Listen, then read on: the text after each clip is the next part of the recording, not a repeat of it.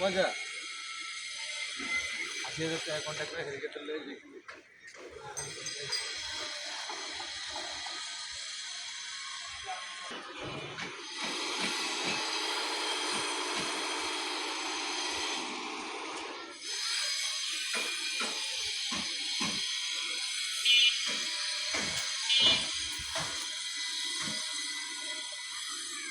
আপনি এই জায়গার?